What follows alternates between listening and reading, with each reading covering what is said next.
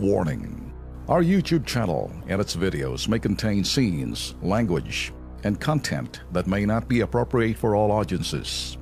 These videos include surveillance footage, undercover pursuit of suspects, actual police and rescue operations, and fearless confrontations. If you do not approve of the content, please do not watch our videos. If you wish to continue, we strongly advise that you proceed with caution. Viewers' discretion is advised. Kasama natin ngayon po live sa studio si Melita Vergara, 55 anyos po na taga Balintawak, Quezon City. Bakit po siya pumunta rito?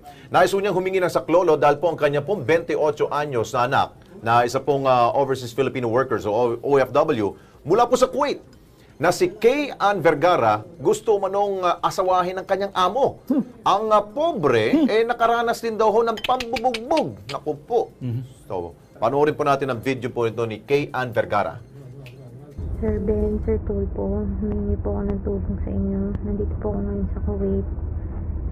Tumakas po ako sa amo ko dahil po sinasaktan ako at gusto po akong galawin.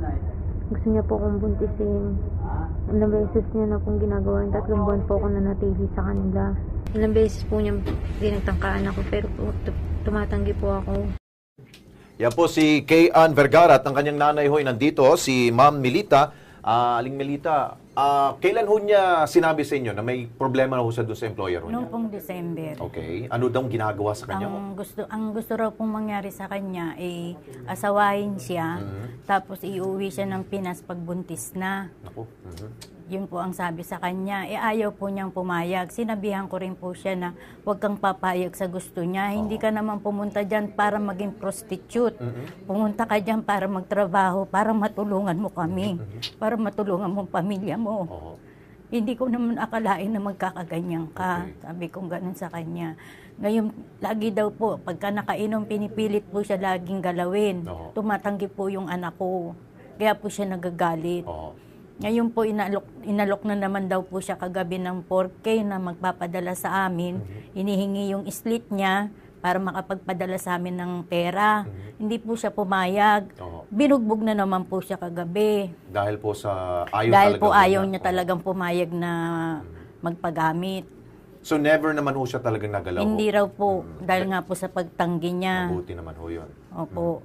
Kaya po ngayon, humihingi po ako ng tulong sa inyo na makabalik po kaagad sa lalong madaling panahon ng anak ko dito. Sa panghuli ho ninyong usapan, nasaan ho siya ngayon sa kasulkuyan sa Kuwait? Sa ngayon po, tinakas po siya ng kasama niyang katulong dun sa bahay na yon.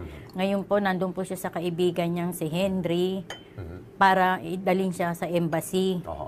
Ngayon po, sabi ko po dun sa Henry, umaasa ako na nasa kaligtasan ng anak ko, ngayong nasa iyo na siya. Tulungan mo siya makapunta sa embassy ng Pilipinas na nandiyan sa Kuwait para dadaling kami ngayon sa POEA para masabi namin din ang problema doon para madali siya makauwi dito.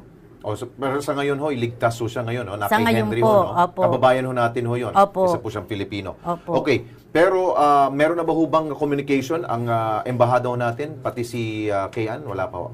Wala pa po ata. So ito, gagawin ho natin, tutulungan ho natin. Kausapin muna natin ho, ang agency ho ni Kay Ann ng JTC International Manpower at nasa linya ho si Glessy Hernandez, siya po ang Operations Manager po ng Manpower Services Agency ni Kay Ann. Mama Glessy, magandang gabi ho. Si Alex Santos po to sa Kilos Pronto. Kasama ko po si Ben Tulfo. Live po tayo sa PTV. Yes sir, magandang po sa inyo at kay Ma'am Merlita. Ma'am Glessy, mga ilang taon po ba nagtatrabaho po sa Kuwait itong pong si Kay Ann? Na-deploy ko sa May 2016. Opo. So magto 2 years. Magto 2 years pa.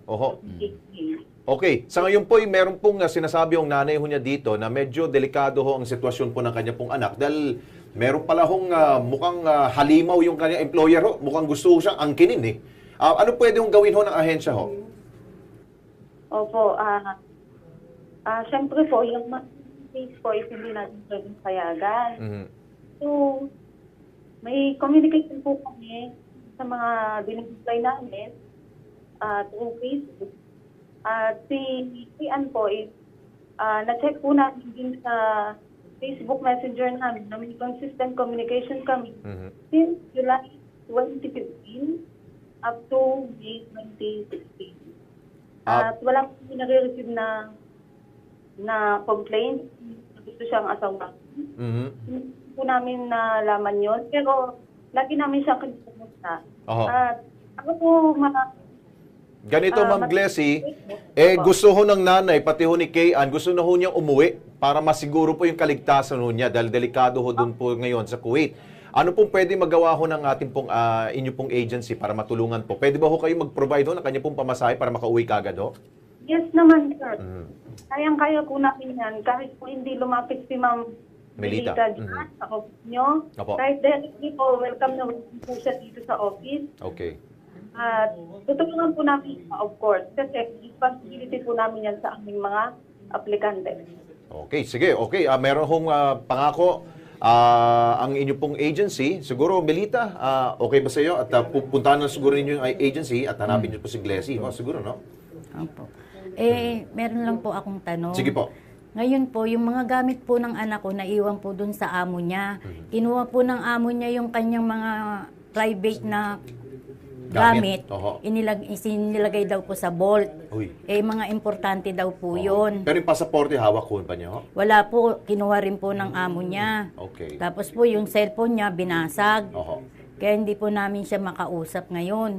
Buti na nga lang po, may magandang loob. Kaya kami nagkaroon ng connection sa kanya. Mrs., ganito, Mrs. Anyway, mabuti may Pilipino roon na pangalan si Henry. Opo. Okay, ngayon, Mrs., para sa iyong kaalaman, natawagan ng Kilos Pronto Lex, yung ito naman sa POEA. Okay, nakausap si Attorney Rose Duques. Handa raw po tumulong po sa pagpapauwi kay Ann. Pumunta lamang po sila daw sa POA. Kayo ho. Apo. Pero isa rin po, si Glessy ba nasa linya pa? Ma'am Glessy? Yes, Yes, sir. Opo, narinig po ninyo na yung kanya daw yung mga personal na gamit to, pati passport pala mo, hawak pa rin pala doon ng employer. Paano ho yun? Paano natin matulungan po yun, ma'am? Makikipag-court kami sa Philippine Embassy sa Kuwait. Okay. Kasi minsan kami nakipag-communicate sila sa mga case na ganyan. Kaya po, yun po, is tatapusin po ng case na to hanggang pauwi kay at Ayun. maayos.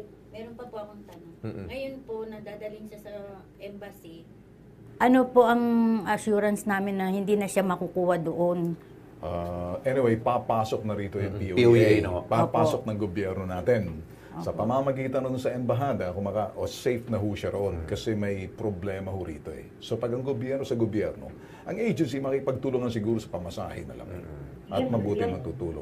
Pero ang hayaan na natin ng gobyerno natin talagang tumulong at umaksyon dito. Handa silang umaksyon pa. Kung kasiguruhan, gobyerno nang papasok na. Okay? Nasa government channel ka rin. Kami ni Alex Kilos Pronto, nasa PTV4 ka.